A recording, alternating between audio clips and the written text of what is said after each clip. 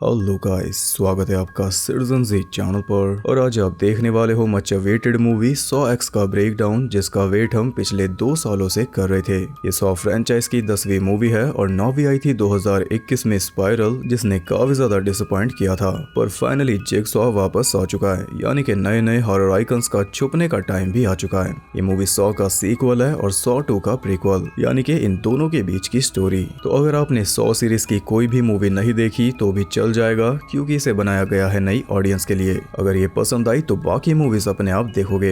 इसके डायरेक्टर हैं केविन क्रूटर, जो कि स्टार्टिंग से 100 फ्रेंचाइज के साथ हैं। पहली 5 मूवीज को इन्होंने एडिट किया था। 6th और 7th पार्ट के डायरेक्टर थे और 8 पार्ट यानी कि जिगसॉ के भी एडिटर थे। तो इनसे बेहतर इस फ्रेंचाइज को कोई भी नहीं जानता। और इसके राइटर हैं जॉश स्टोलबर्ग और पीटर गोल्डफिंगर, जो कि जिगसॉ और स्पाइरल के राइटर थे। पर चिंता मत करिए, उन दोनों मूवीज की तरह ये आपको डिसअपॉइंट नहीं करने वाली, बल्कि आपको अच्छी तरह हाइप अप कर देगी जिगसॉ के कमबैक के लिए। एंडिंग में है कुछ ऐसा।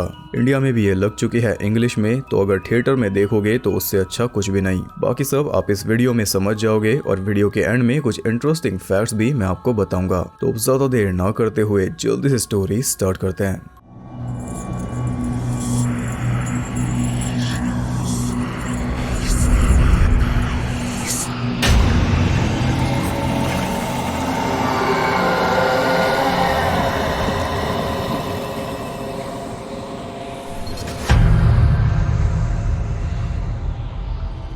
मूवी के स्टार्ट में हम देखते हैं कि जिगसॉ यानी कि जॉन क्रेमर अपना एमआरआई स्कैन करवा रहा था, तो उसे पता चलता है कि उसके ब्रेन में कैंसर है और वो भी फाइनल स्टेज में। तो इसके पास कुछ ही महीने बचे हैं। डॉक्टर ने भी उसे साफ जवाब दे दिया। फिर जब वो वापस जा रहा था तो उसने देखा कि हॉस्पिटल का एक वर्कर एक पेशेंट की कीमती चीजें चुरा रहा था और वो पेशेंट एकदम बेसुध था। उसकी उंगलियां किसी डिवाइस से सीधी की हुई थी। अगर आप जिगसॉ को जानते हो तो आपको पता ही होगा कि जिगसॉ को ये सब पसंद नहीं। तो उसी डिवाइस से इंस्पायर होके जिगसॉ ने बना दिया एक ट्रैप, जिसमें उसने फंसा दिया उसी चोर को। इस ट्रैप का नाम है दी आई वैक्यूम ट्रैप। 1 मिनट के अंदर एक डायल को 5 बार घुमाकर इस चोर को अपनी 5 उंगलियां तोड़नी होंगी, वरना ये वैक्यूम इसकी दोनों आंखें बाहर खींच लेगा। तो जिगसॉ की फिलॉसफी ये है कि वो अपने विक्टिम के हिसाब से ट्रैप बनाता है, ताकि विक्टिम को उसके जुर्म के अकॉर्डिंग सजा मिले। और ये खुद किसी को नहीं मारता, बल्कि विक्टिम को ऐसे हालात में फंसा देता है कि या तो वो कुछ भी करके अपनी जान बचा ले या फिर मर जाए। चॉइस उसकी है। एग्जाम्पल के तौर पर जैसे ये चोर है, जिस हाथ से इसने एक बेसुध पेशेंट का सामान उठाया था,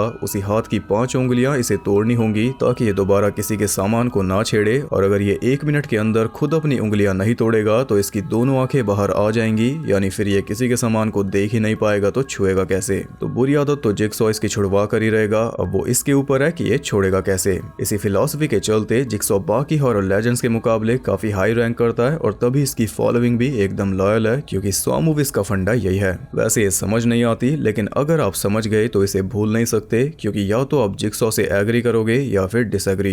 खैर, टाइम स्टार्ट होता है और चोर की आंखें खींचना शुरू हो जाती हैं, इसलिए वो भी जल्दी जल्दी डायल घुमाकर अपनी उंगलियां तोड़ने में लग जाता है। लेकिन दर्द भी तो कोई चीज है।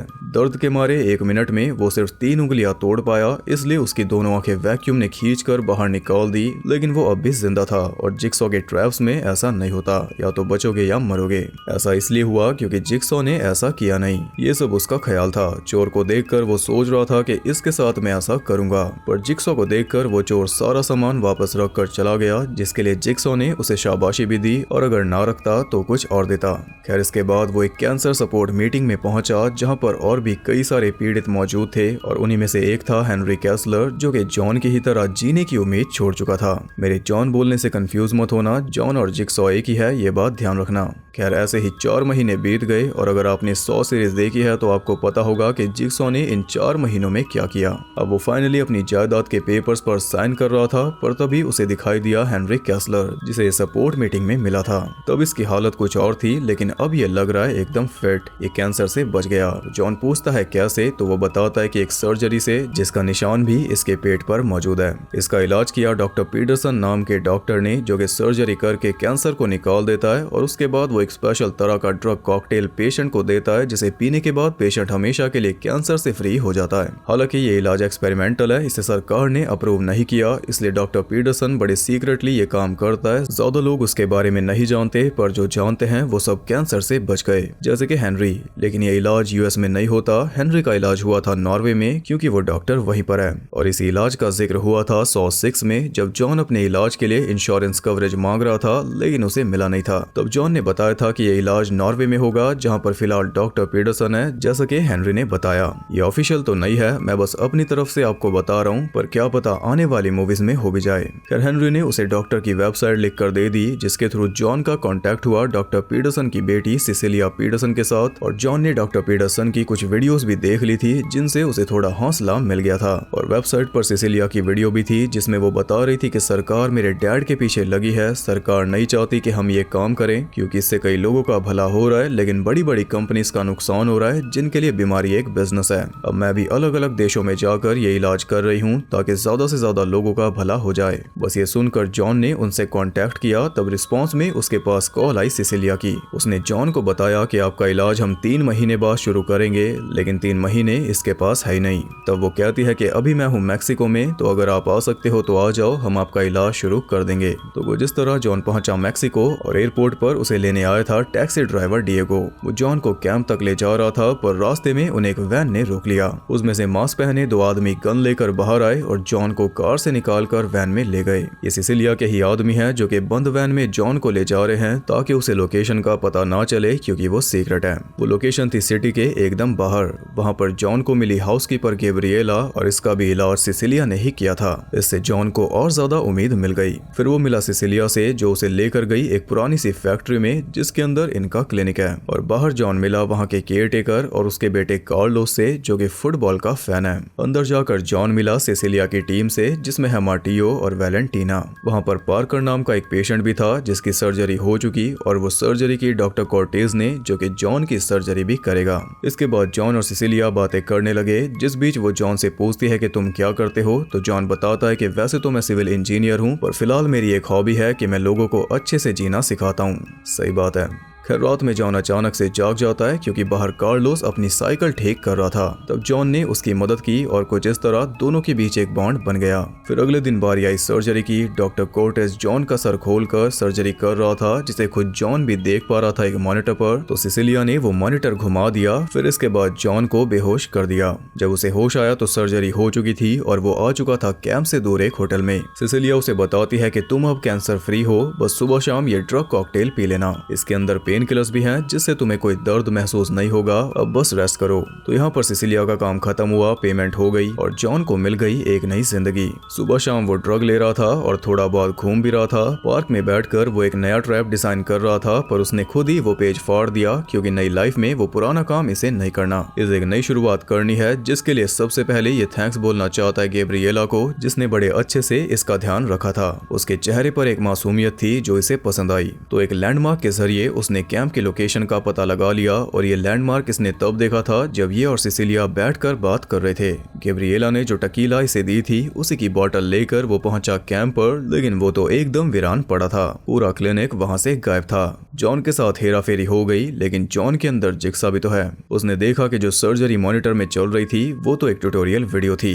तब उसने पट्टी हटाकर देखा, तो उसे पता चला कि असल में कोई सर्जरी हुई नहीं। ये पूरा स्कैम था, जो हेनरी से ही शुरू हो गया था। पूरी तरह प्लानिंग करके एक उम्मीद खो चुके आदमी को फंसाया, उसे झूठी उम्मीद देकर। वो तो इसे गलती से सच पता चल गया, अगर ना पता चलता तो ये झूठे ख्याल के साथ जीता रहता, पर इवेंचुअली एक दिन मर जाता, जैसे और भी कई लोग मरे होंगे जिनके साथ ये स्कैम हुआ। पर बाकियों में और इसमें एक बहुत बड़ा फर्क है, जो कि सिसिलिया को जल्दी समझ आ जाएगा। जॉन ने वहीं पर बॉटल फोड़ दी, और अब शुरू होगी गेम। सबसे पहले जॉन ने पकड़ा टैक्सी ड्राइवर डिएगो को, उसे रस्सी से बांध दिया, और उसके दोनों हाथों में फिट कर दिए बॉम्ब्स, और दोनों हाथों के ऊपर चिपका रखे थे सर्जिकल नाइफ्स, क्योंकि फेक सर्जरी करने वाला डॉक्टर कोर्टेस भी यही था। तो अब इसे करनी होगी रियल सर्जरी, वो भी खुद की। उसके हाथ में नाइफ थे, तो समझदारी दिखाते हुए सबसे पहले वो रस्सी काट कर फ्री हो गया, लेकिन इससे बॉम्ब एक्टिवेट हो गए। जॉन सामने से उसे देख रहा था, और वो सोच रहा था कि जॉन कुछ बोलेगा, लेकिन बोलेगी उसकी टेप। सालों बाद हम जिक्सॉ की आइकॉनिक लाइन सुन पाए, I would like to play a game. वो बताता है कि तुम्हारे पास 3 मिनट है इन बॉम्ब्स को अपने हाथों से निकालने के लिए, वरना दोनों बॉम्ब फट जाएंगे और साथ में तुम तुम भी। तो अब आप इस ट्रैप का लॉजिक समझ लो। जॉन के अंदर कैंसर है जो इसकी जान ले रहा है और उसी कैंसर को निकालने के लिए फेक सर्जरी का नाटक इसने किया था। तो अब इसकी बॉडी में एक कैंसर फिट हो चुका है जो कि इसकी जान ले लेगा और उसे निकालने के लिए इसे रियल सर्जरी करनी होगी, कोई नाटक नहीं। टाइम शुरू हुआ तो उसने 1.5 मिनट तो भागने में ही गवा दिया। फिर जब उसे पता चला कि बाहर जाने का कोई रास्ता नहीं है तब जाकर उसने सर्जरी शुरू की। बड़ी मुश्किल से उसने एक एक करके दोनों बॉम्ब्स टाइम रहते निकाल दिए और 100 के प्रैक्टिकल इफेक्ट्स भयानक होते हैं, ये हम जानते हैं। खैर उसकी जान बच गई, यानी कि उसे नया जीवन मिल गया। अब ये कभी दोबारा ऐसा काम नहीं करने वाला, क्योंकि जब भी टैक्सी चलाएगा तो हाथ पर लगे घाव के निशान इसे याद दिलाते रहेंगे कि ऐसा काम नहीं करना। जॉन ने उससे बाकी सब के बारे में पता किया, फिर एक डिटेक्टिव से बात करके सबकी जानकारी निकलवाई और फिर एक एक करके सबको किडनैप किया। सबसे पहले नंबर लगा वैलेंटीना का, जो कि एक आदमी के साथ बार से निकली थी। तो वही आदमी उसे कार में डालकर उसके साथ जबरदस्ती करने लगा। तो उस आदमी को बेहोश करके वैलेंटीना को उठा लिया। फिर हम देखते हैं गैब्रिएला को, जो माटियो से ड्रग्स लेकर चली गई। तभी माटियो को पकड़ लिया क्लासिक जिक्सॉ रोब और पिग मास्क पहने किसी पर्सन ने। गैब्रिएला पहुंची थी उसी बार में जिसके बाथरूम में वो ड्रग्स ले रही थी, तो वहां से उसे भी उठा लिया। फिर आखिर में बारी आई सिसिलिया की, जो कि अपने शीश महल में चिल कर रही थी। और यहाँ पर हम देख पाते हैं कि जॉन से इसने लूटे हैं $2.5 लाख।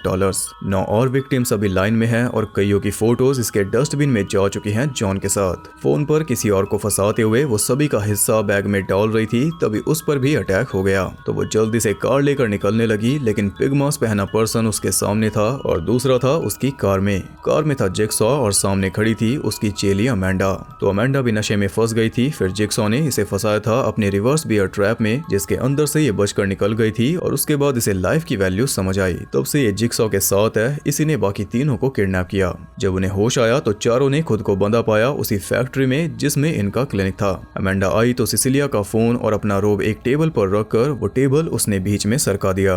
फिर जिक्सॉ आया तो उसने बताया कि सबसे पहली गेम होगी वैलेंटीना की और गेम को कोई भी क्विट नहीं कर सकता, यही रूल है। वैलेंटीना को खुद अपनी टांग काट कर अलग करनी होगी, वरना एक चेनसॉ उसकी गर्दन अलग कर देगी। ये सुनकर सिसिलिया बोलती है कि तुम ऐसा नहीं कर सकते। तो जिक्सॉ कहता है कि हम कुछ भी नहीं करेंगे, तुम खुद करोगे। अब तक भी तो तुम ही कर रहे थे। जो लोग मरने वाले हैं उन्हें जीने की उम्मीद देकर तुम लूटते हो। इकलौती चीज जो उनके पास बची होती है, उनका पैसा जो उनके बाद उनकी फैमिली के काम आता, उसे तुम लूट कर खा जाते हो। पर तुम्हारा गेम अब खत्म, अब शुरू होगा मेरा गेम। सिसिलिया अब भी नाटक कर रही थी, लेकिन अब ये नाटक किसी काम का नहीं। ये लोग अब तक 34 लोगों को लूट चुके हैं और वो 34 के 34 मर चुके। मरने का दुख तो उन्हें था ही, ऊपर से सारा पैसा लुट जाने का दुख अलग। तो थोड़ा दुख तो इन्हें भी उठाना पड़ेगा, नहीं तो ये भी मर सकते हैं। इनकी मर्जी। गैब्रिएला बोलती है कि मुझे बचा लो, तो जिक्सॉ बोलता है कि वही तो कर रहा हूँ। सिसिलिया बोलती है कि ये ठीक नहीं है, तो जिक्सॉ कहता है कि ये भी तू बताएगी। ये बोलकर वो दोनों ऊपर चले गए, जहाँ पर वो सारा पैसा भी मौजूद है जो सिसिलिया के घर से इन्हें मिला।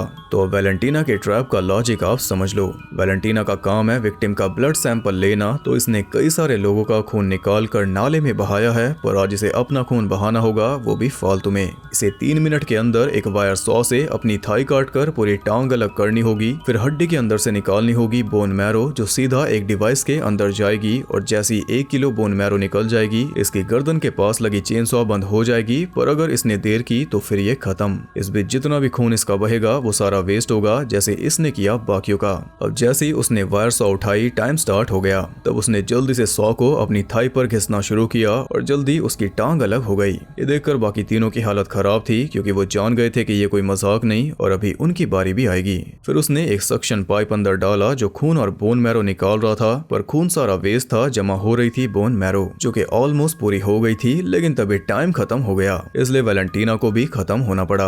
अब उसके 3 टुकड़े फ्लोर पर पड़े थे, जिन्हें देखकर इन तीनों के होश उड़ गए थे। तभी टेबल पर रखा फोन बजने लगा, लेकिन टेबल तीनों से ही दूर था। तब सिसिलिया ने एक मेटल का पीस उठाकर वैलेंटीना का पेट फाड़ा, फिर अंदर से उसकी आंतें बाहर निकाल ली, जो काम करेगी रस्सी का। फिर तीनों ने आंतों को पास करके टेबल के अराउंड घुमा दिया, जिससे सिसिलिया टेबल को अपने पास खींच पाई। फिर फोन उठाकर उसने किसी को फोन किया और बोला कि मैं किडनैप हो चुकी हूँ। पर इससे ज्यादा वो कुछ बोल पाती उससे पहले वहाँ पर आ गई अमेंडा, जिसने शॉक देकर फोन छीन लिया और टेबल को कर दिया साइड में। फिर कुछ देर बाद फैक्ट्री के बाहर आ गया पार्कर, वो भी गन लेकर। ये भी अपने पैसे वापस लेने आया है, लेकिन आते ही उसने पिग मास्क पहने पर्सन को शूट कर दिया, पर वो बस एक डमी था जिसके अंदर था वैलेंटीना का सर। तभी अमेंडा ने उसके सर पे वार करके उसे भी बेहोश कर डाला। होश आने पर उसने खुद को ऊपर बंधा पाया और वो एकदम क्लूलेस था, पर जॉन को वो पहचानता था। वो बताता है कि ये लोग स्कैमर्स है। तब जॉन उसे दिखाता है कि वो सब यहीं पर कैद हैं। जॉन उसे बताता है कि तुम्हारा पैसा हमारे पास है और वो तुम्हें मिल जाएगा, पर इनकी गेम पूरी होने के बाद। अब वैलेंटीना की हालत देखकर पार्कर घबरा चुका था। वो कहता है कि तुमने वैलेंटीना को मार डाला।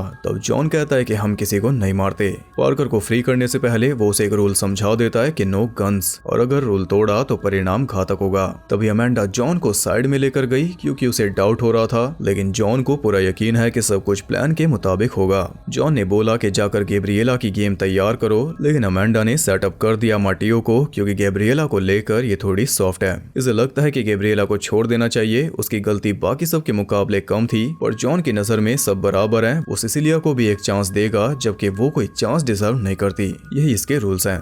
अमेंडा ने जाते ही मार्टियो के फेस में टेजर मारकर उसे बेहोश किया, फिर उसे फंसा दिया एक ट्रैप में जिसका नाम है ब्रेन सर्जरी ट्रैप। और इस बार रूल्स बताने वहां पर आता है बिली अपनी ट्राइसाइकिल पर, और साथ में वो लाया था सर्जरी का सारा सामान और टेप रिकॉर्डर, जिसे प्ले करने पर उसे पता चला कि उसे 3 मिनट के अंदर अपनी खोपड़ी खोलकर उसमें से दिमाग का एक पीस निकालकर सामने रखे बोल में डालना होगा। फिर उस पीस के डिसॉल्व होने से एक सर्किट बंद होगा और मार्टियो को मिल जाएगी उसके ताले की चाबी।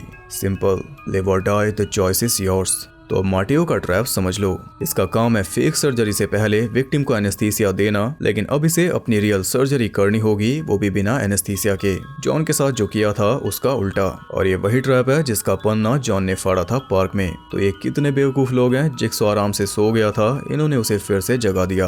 अब टाइम शुरू होते ही वो भी चिल्लाना शुरू हो गया और 1 मिनट उसने ऐसे वेस्ट कर दिया। फिर बाकी दोनों के समझाने पर उसने ड्रिल उठाई और सामने मॉनिटर में देखकर अपने सर में ड्रिल करना शुरू किया, में काफी दर्द हो रहा था। फिर खोपड़ी खोलने के बाद उसने कैसे भी करके दिमाग का एक पीस निकालकर बोल में डाल दिया, लेकिन सर्किट बंद हो पाने से पहले टाइम बंद हो गया। इसलिए उसके फेस के साइड्स में लगे हीटर ऑन हो गए और फिर वो मास्क उसके फेस पर बंद हो गया, जिससे उसका फेस मेल्ट हो गया। ये वही स्टैचू वाला मास्क है जिसे जॉन ने मैक्सिको में आते ही देखा था। ये डिएगो की टैक्सी पर भी था।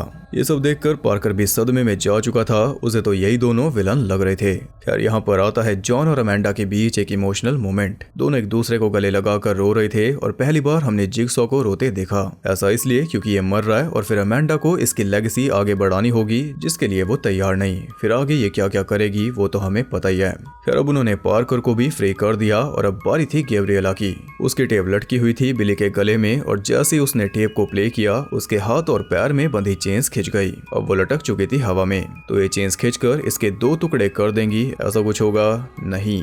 उसके सामने थी रेडिएशन मशीन और ऊपर था एक हथौड़ा। तो हथौड़े से अपने हाथ पैर तोड़कर इसे फ्री होना है, नहीं तो रेडिएशन इसे जला देगी। इसके ट्रैप का लॉजिक ये है कि जॉन को इसने ठगा था अपने मासूम चेहरे से, तो अब या तो ये अपना मासूम चेहरा बचा ले या फिर अपनी जान ही बच सकती है, चेहरा तो नहीं बचने वाला। गेम स्टार्ट हुई तो बिना टाइम वेस्ट किए उसने हथौड़ा उठा लिया और कोई समझदार होगा तो पहले हाथ तोड़ेगा ताकि नीचे गिरकर कम से कम रेडिएशन से बच जाए, और यही वो कर रही थी। पर सिसिलिया ने बोला कि पहले पैर तोड़ो, तो वो हाथ को छोड़कर पैर तोड़ने में लग गई। पैर तो उसने तोड़ लिया लेकिन फेस उसका जल गया और रेडिएशन अब भी जारी थी। तब उसने जल्दी से हाथ भी तोड़ लिया और वो जिंदा बच गई। जॉन ने अमेंडा को बोला कि इसे जल्दी से हॉस्पिटल लेकर जाओ, पर तभी उन पर गन तान दी पार्कर ने। अपना इकलौता रूल इसने तोड़ दिया। उन दोनों को लेकर वो नीचे पहुंचा जहां पर रिवील हुआ कि ये सिसिलिया का बॉयफ्रेंड है। वो बोल रहा था कि तुम्हारे लिए तो मैं मर भी जाऊं। सिसिलिया को फ्री करके उसकी जगह उसने फंसा दिया जॉन को, और इससे पता चलता है कि सिसिलिया भी एक तगड़ी दावेदार है, लेकिन साथ ही वो काफी ज्यादा इविल भी है, क्योंकि जॉन बोल रहा था कि गैब्रिएला को हॉस्पिटल ले जाओ, लेकिन सिसिलिया ने गैब्रिएला की गर्दन तोड़कर उसे मार डाला, क्योंकि अगर वो बच जाती तो इसका भांडा फोड़ देती उसे न्यू लाइफ जो मिली थी। ये देखकर तो अमेंडा भी पागल हो गई थी, इसलिए उसे भी लॉक कर दिया। जॉन पार्कर से बोलता है कि ये औरत तुम्हें जला देगी, बस तुम अभी देख नहीं पा रहे। तो सिसिलिया कहती है कि महान जिगसॉ आज अपने ही ट्रैप में फंसकर मरेगा, जबकि ऐसा ना होता अगर वो चुपचाप अपने रास्ते चला जाता। उसके रूल्स ही उसे मरवाएंगे। जॉन का जो ट्रैप है उसमें एक और पर्सन चाहिए, जो कि अमेंडा भी हो सकती है, लेकिन सिसिलिया का दिमाग है इविल। वो बाहर से ले आई कार्लोस को। अब जॉन कहता है कि ये ठीक नहीं है, तो सिसिलिया बोलती है कि तेरी सुनूंगी। कार्लोस को जॉन के साथ फंसाकर जाकर उसने ट्रैप स्टार्ट कर दिया जिसका नाम है ब्लड बोर्डिंग ट्रैप। ये एक सीसॉ है जिसपे ये दोनों लेटे हुए हैं, तो एक बार में इनमें से एक के फेस पर ढेर सारा खून गिरेगा और दोनों के पास एक लीवर है जो कनेक्टेड है और उसे खींचने पर उनकी बारी आ जाएगी, यानी कि जो खींचेगा उसके ऊपर खून गिरेगा और अगर वो लीवर छोड़ देंगे तो दूसरे के ऊपर। सिसिलिया चाहती है कि जॉन अपने सिद्धांत भूलकर अपनी जान बचाने के लिए एक मासूम को मार दे, पर जॉन ने कार्लोस को साफ बोल दिया कि चाहे कुछ भी हो जाए लीवर मत खींचना। सारा खून जॉन के मुंह पर गिर रहा था जिससे जल्दी उसका दम घुट जाता, पर यह देखकर कार्लोस ने लीवर खींच दिया और फिर सारा खून आ गया उसके ऊपर। तो इस बार जॉन ने लीवर को कस के पकड़ लिया ताकि चाहकर भी कार्लोस उसे ना खींच पाए, और इससे वो खुद मर रहा था। तब उन्हें मरने के लिए छोड़कर वो दोनों ऊपर चले गए अपना पैसा लेने, लेकिन इन्होंने जिगसॉ को हल्के में ले लिया। इन्हें सच में लग रहा है कि इन्होंने जिगसॉ को हरा दिया, पर एक बात तो इन दोनों ने सोची नहीं कि जिस ट्रैप में जिगसॉ और कार्लोस अभी फंसे हैं उसमें सिसिलिया के साथ कौन फंसने वाला था। जवाब है कोई भी नहीं, क्योंकि वो ट्रैप जिगसॉ ने अपने लिए सेट किया था। जी हाँ, ये सब जिगसॉ का ही प्लान था और सब कुछ प्लान के मुताबिक चल रहा है। जैसे सिसिलिया ने पैसे का बैग उठाया उनकी उल्टी गिनती चालू हो गई और बाहर वाला ट्रैप बंद हो गया। यहाँ पर 100 का आइकॉनिक म्यूजिक स्टार्ट हो जाता है जिससे पता चलता है कि कोई तो ओवर स्मार्ट बनने के चक्कर में गया। बैग में कोई पैसा नहीं था और अब ये दोनों उसी रूम के अंदर लॉक हो चुके। सिसिलिया ने दरवाजे को शूट करना चाहा लेकिन गोली चली नहीं, क्योंकि जब पार्कर बेहोश पड़ा था तब जॉन ने सारी गोलियों में से बारूद निकाल दिया था। तो जो रूल जॉन ने पार्कर को बताया था वो इसी की भलाई के लिए था, पर यह ठहरा प्यार में पागल, इसलिए समझा नहीं। लेकिन अब समझ जाएगा, क्योंकि रूम के अंदर केमिकल गैस भर रही थी और यही है असली फाइनल ट्रैप। असल में डिएगो ने जॉन को सब कुछ बता दिया था इंक्लूडिंग पार्कर, लेकिन उसे पकड़ना नहीं था बल्कि बुलाना था। तो जो फोन सिसिलिया ने किया था वो पार्कर को ही किया था और वो अपनी चालाकी से नहीं कर पाई थी बल्कि उससे करवाया गया था ऐसा दिखाकर कि वो कर रही है, जबकि अमेंडा की उस पर पूरी नजर थी। सही टाइम पर उसने शॉक भी दिया था। फिर पार्कर आया तो जॉन ने उसे पूरा मौका दिया कि वो इस गेम में इन्वॉल्व ना हो, लेकिन वो हो गया जिस वजह से अब वो भी फंस चुका है, जबकि ये तीनों तो फ्री हैं और इन्हें लग रहा था कि ये जिगसॉ को उसी के ट्रैप में फंसाकर मारेंगे। 100 का फाइनल ट्विस्ट है, कोई मजाक थोड़ी है, पर जिगसॉ इन दोनों को भी एक मौका देगा। रूम के अंदर एक होल था जिसमें से सर बाहर निकालकर इनमें से कोई एक ही सांस ले सकता है और दूसरा अंदर ही मरेगा। तो अब ये प्यार करने वाले आपस में लड़ेंगे। अब तक दूसरों को बचाने का नाटक कर रहे थे, पर अब कोई नाटक नहीं, बल्कि अगर सच में खुद को बचा सकते हो तो बचा लो। आपको याद होगा कि पार्कर ने सिसिलिया को बोला था कि मैं तो तुम्हारे लिए मर भी सकता हूँ, तो अब मर के दिखा। और जॉन ने इसे तब भी समझाया था कि ये लड़की तुझे जला देगी, तो अब वो जला रही है केमिकल गैस में। अपने आप को बचाने के लिए उसने पार्कर को बुरी तरह स्टैब करके मार डाला और कुछ इस तरह वो बच गई, पर अब भी कुछ नहीं कर सकती। जॉन ने वो सारा पैसा उठाया जो इस पूरे टाइम नीचे टेबल पर ही पड़ा था और वो सारा पैसा दे दिया कार्लोस को। कुछ इस तरह कार्लोस बड़ा होकर बना एक महान फुटबॉलर। मजाक कर रहा हूँ। वो तीनों सिसिलिया के सामने वहां से चले गए और सनराइज के साथ एक नई शुरुआत हुई। इसी के साथ ये मूवी हो गई खत्म। पर आगे एक मिड क्रेडिट सीन है जिसमें हम पहुंच जाते हैं 100 के आइकॉनिक बाथरूम में, जिसमें 100 मूवी बेस थी और वहां पर लटका हुआ है हेनरी जिसने जॉन को फंसाया था, तो इसका भी नंबर लगना ही था। और बाथरूम में पड़ी हैं एडम और ज़ैप की लाशें, लेकिन वहां पर कोई और भी मौजूद है और वो है डिटेक्टिव हॉफमैन। ये है बड़ा धमाका। जिगसॉ के साथ हॉफमैन भी वापस आ चुका है और जॉन इसी के साथ फोन पर बात कर रहा था। इसी ने उन सब का पता लगाकर जॉन को बताया था। खैर हेनरी के पेट पर जो स्कार था वो अब नहीं दिख रहा, इसलिए जॉन ने एक ऐसा ट्रैप लगाया है जो असली स्कार बनाएगा इसके पेट को चीरकर। यहाँ पर हॉफमैन बोलता है कि सारी दुनिया में से तुम्हें चीट करने के लिए जिगसॉ मिला। अब जाकर ये मूवी एंड हुई, पर काफी कुछ टीज हो गया और सच में मजा आ गया। इसे कहते हैं असली 100 मूवी, ना कि स्पाइरल और जिगसॉ। सही मायनों में इसी मूवी का वेट था। अब ये फ्रेंचाइज फिर से स्टार्ट हो चुकी है और आगे और भी मूवीज जरूर आएंगी जिनमें जिगसॉ, अमेंडा और हॉफमैन फिर से नजर आएंगे, तो एक्साइटमेंट बहुत ज्यादा है। खास बात यह है कि हॉफमैन की वापसी हुई है उसी बाथरूम में जिसमें वो आखिरी बार दिखा था 107 में। कमाल है। पर इस मूवी को बहुत ज्यादा पसंद किया जा रहा है, जो कि आमतौर पर 100 मूवीज के साथ नहीं होता। वजह है जिगसॉ की दमदार परफॉर्मेंस और साथ में अमेंडा की डार्क कॉमेडी जो हमें पहली बार देखने को मिली। ये बात अलग है कि वो दोनों ही थोड़े ओल्ड लग रहे थे, क्योंकि ओल्ड हो चुके हैं, 13-14 साल की बात हो गई। और ये मूवी मेनली फोकस करती है जॉन क्रेमर के ऊपर, ना कि जिगसॉ के। इसमें जॉन के इमोशंस दिखाए गए जो पहले इस फ्रेंचाइज में मिसिंग थे, और शायद यही चीज काम कर गई। बाकी ट्रैप्स एकदम बढ़िया थे और खून तो पानी की तरह बहाया गया, सारा पैसा इसी पर लगा। कुछ भी कहो, इस मूवी ने 100 फ्रेंचाइज को रिवाइव कर दिया। अब हम जिगसॉ की और भी सागास देख पाएंगे, फिर आगे जाकर डॉक्टर गॉर्डन की भी वापसी होगी, पर एक नया चेला भी हमने देख लिया जो है कार्लोस। आगे जाकर वो नया जिगसॉ बन सकता है। पर सीक्वल में शायद हमें सिसिलिया फिर से देखने को मिले, क्योंकि वो एक दमदार विलन है और वो अब भी जिंदा है। सुधरने वाली तो वो है नहीं, तो शायद हमें राउंड 2 देखने को मिलेगा जिसमें सिसिलिया अपनी दौलत के दम पर जिगसॉ के पीछे पड़ जाएगी, पर फिर भी लेने के देने ही पड़ेंगे। और आइडियाज की तो कोई कमी नहीं, क्योंकि 7 मूवीज के बीच में ऐसा बहुत कुछ हुआ था जो हमें कभी देखने को नहीं मिला। जैसे सॉ 2 तक अमेंडा एकदम सही थी, पर सॉ 3 में अचानक एकदम से बदल गई थी। तो ऐसी कई सारी अनदेखी सागास हम देख पाएंगे अगर मेकर्स दिखाए तो। प्लस जिक्सॉ की वाइफ जिल भी तो आएगी, जिसे हाफमैन ने मारा था। कुल मिलाकर इस मूवी ने लाज रख ली, वरना बाकी सब ने तो निराश किया। तो अब बात करते हैं इंटरेस्टिंग फैक्ट्स के बारे में। इसका बजट है $13 मिलियन और कमाई तो अभी हम देखेंगे, मैं इंस्टा पे अपडेट कर दूंगा। और खास बात यह है कि 13 मिलियन में से 10 मिलियन सिर्फ लगे थे प्रोडक्शन पर, यानी कि ट्रैप्स और प्रैक्टिकल इफेक्ट्स पर। पहले ये रिलीज होने वाली थी 27 अक्टूबर को, फिर जुलाई में अनाउंस हुआ कि ये 1 महीने पहले रिलीज हो जाएगी, तो ये रिलीज हुई 28 सितंबर को। ये अब तक की सबसे लंबी सॉ फिल्म है, 1 घंटे 58 मिनट की। इस फ्रेंचाइज की पहली मूवी जो मैक्सिको में सेट है और वहीं पर शूट हुई। फ्रेंचाइज की पहली फिल्म जिसमें कोई पुलिस वाला इन्वॉल्व नहीं था। फ्रेंचाइज की सेकंड फिल्म जो अक्टूबर में रिलीज नहीं हुई। सॉ 6 के बाद ये पहली सॉ फिल्म है जिसके टाइटल में रोमन नंबर यूज हुआ, और फ्रेंचाइज की पहली फिल्म जिसमें टाइटल रिवील होने से पहले कोई भी नहीं मरा।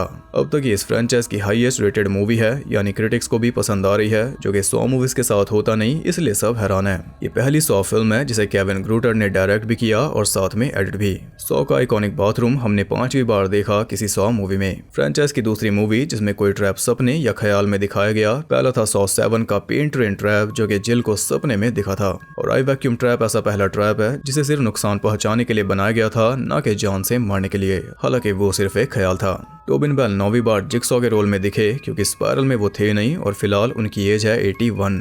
शॉन स्मिथ की वापसी हुई है 14 साल बाद। आखिरी बार वो नजर आई थी 2009 में सॉ 6 में, सच में काफी टाइम हो गया। और कॉस्टास मैंडिलोर की वापसी हुई है 13 साल बाद। आखिरी बार वो नजर आए थे 2010 में सॉ 7 में, जबकि हाफमैन फैंस का फेवरेट था जिक्सॉ के बाद। इस सीरीज में वो 6ठी बार नजर आए। इसमें लायंसगेट का रेड गियर्स वाला लोगो भी फिर से लौटा है, जो आखिरी बार दिखा था सॉ 7 में। तो ये थे कुछ अनसुने फैक्ट्स। आई होप आपको पसंद आए। वीडियो पसंद आई तो लाइक जरूर करना, क्योंकि बहुत ज्यादा मेहनत मैंने की है। और कमेंट करके आप बताओ कि आपको मूवी कैसी लगी। जिक्सॉ और हाफमैन को साथ में देखने के लिए कौन कौन एक्साइटेड है, कमेंट करके जरूर बताना, ताकि हम मैक्सिमम कमेंट्स रीच कर पाएं। और इस महीने ऐसी और नई नई मूवीज का ब्रेकडाउन देखने के लिए चैनल को सब्सक्राइब करके बेल नोटिफिकेशन को ऑल पर सेट कर लो, ताकि यूट्यूब आपके साथ कोई स्कैम ना करे जैसे मेरे साथ कर रहा है। और ज्यादा कनेक्टेड रहने के लिए आप मुझे इंस्टाग्राम पर फॉलो कर सकते हो, वहाँ आपको बहुत कुछ जानने के लिए मिल जाएगा, और साथ ही बाकी जगहों पर भी, जिनके लिंक्स आपको मिल जाएंगे नीचे। अगर आप चाहो तो इसके लिए हम एक स्पेशल लाइव भी कर सकते हैं, जिसमें हम सिर्फ सॉ X के बारे में बात करेंगे, बस सवाल जवाब।